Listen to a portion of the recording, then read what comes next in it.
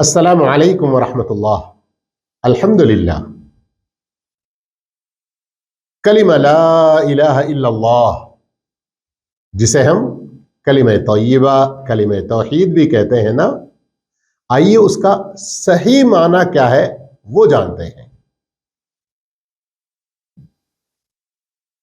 لا الہ الا اللہ کا صحیح معنی جاننے سے پہلے اس کا مقام و مرتبہ، اس کی اہمیت کو سمجھیے۔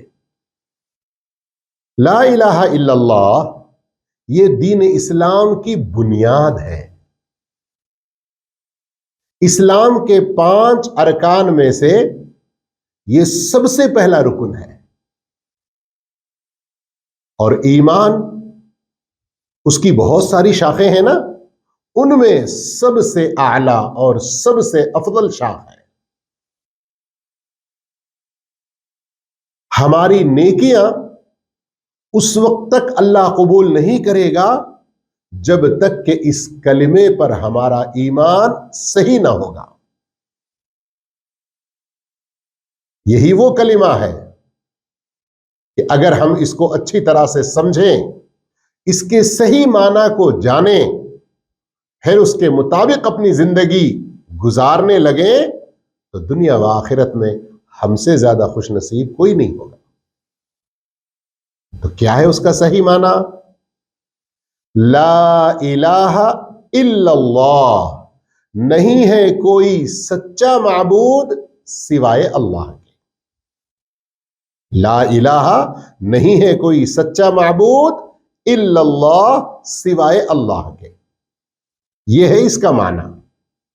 اب اگر کوئی کہے لا الہ الا اللہ کا معنی ہے کہ اللہ کے سوا کوئی خالق نہیں، لا الہ الا اللہ کا معنی ہے اللہ کے سوا کوئی قدرت نہیں رکھتا، لا الہ الا اللہ کا معنی ہے اللہ کے سوا کوئی ایجاد کرنے والا نہیں،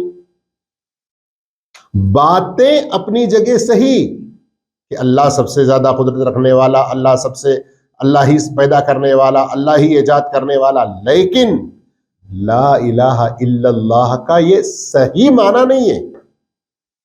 کیوں؟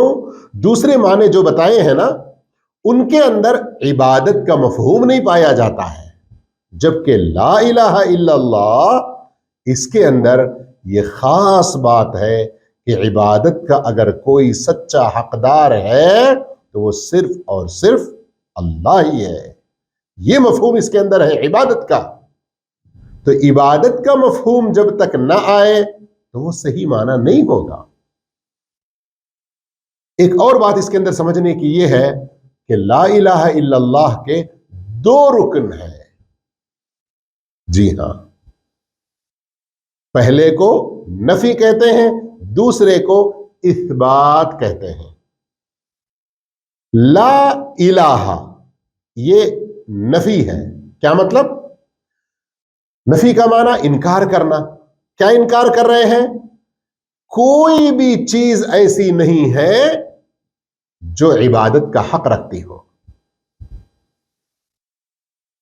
عبادت کا حق کسی میں نہیں ہے، ہر چیز میں سے ہم عبادت کا انکار کرتے ہیں، پھر اس کے بعد فوراً ثابت کرتے ہیں کیا؟ الا اللہ، اس کا حق اگر کوئی رکھتا ہے تو صرف اور صرف اللہ۔ اس لیے اس کو کیا کہتے ہیں؟ کلمہ اثبات۔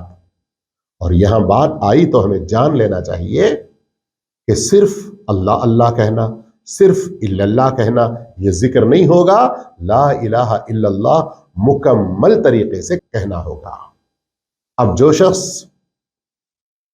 اللہ کی عبادت میں سے تھوڑا بھی کچھ کسی دوسرے کے لیے کرتا ہے تو پھر وہ لا الہ الا اللہ کو نہیں سمجھتا، لا الہ الا اللہ کے معنی کو نہیں جانتا۔ لا الہ الا اللہ کے معنی کو جان کر اس کے مطابق عمل کرنے والے کو ہی سچا مسلمان کہتے ہیں۔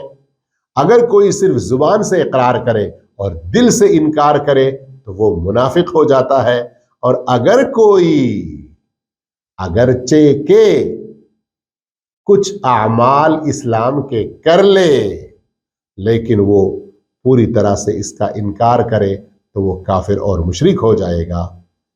آئیے لا الہ الا اللہ کا یہ صحیح معنی جب آپ نے جان لیا تو ایسی صورت میں اس کی فضیلت کو جاننا بھی بہت ہمارے لیے فائدہ ہوگا۔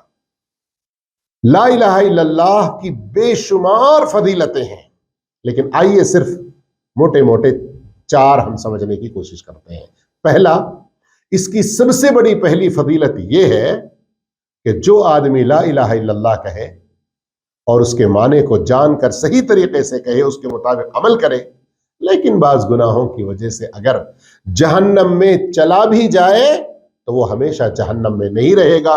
صحیح بخاری کی حدیث ہے، یخرج من النار من قال لا الہ الا اللہ، وہ شخص جہنم سے نکلے گا، وہ شخص جہنم سے باہر آ جائے گا جس نے لا الہ الا اللہ کہا اور اس کا خیر، اس کا ایمان اس کے دل میں گیہوں کے دانے کے برابر بھی ہو۔ اسی حدیث میں ہے، جس نے لا الہ الا اللہ کہا وہ بھی جہنم سے نکلے گا اگرچہ کہ اس کے دل میں اس لا الہ الا اللہ کا خیر اور اس کا ایمان جو کے دانے کے برابر ہو، اور جہنم سے وہ بھی نکلے گا جس نے لا الہ الا اللہ کہا اور اس کے دل میں ذرہ برابر بھی ایمان اور خیر ہوگا۔ لا الہ الا اللہ کی دوسری بہت بڑی خوبی یہ ہے، اس کی فضیلت یہ ہے کہ اسی کی خاطر اللہ رب العالمین نے ہم سب کو پیدا کیا، جیسے کہ سورہ ذاریات آیت 56 کئی بار سن چکے ہیں۔ تیسری اس کی فضیلت یہ ہے کہ اللہ رب العالمین نے جتنے سارے انبیاء کرام کو بھیجا،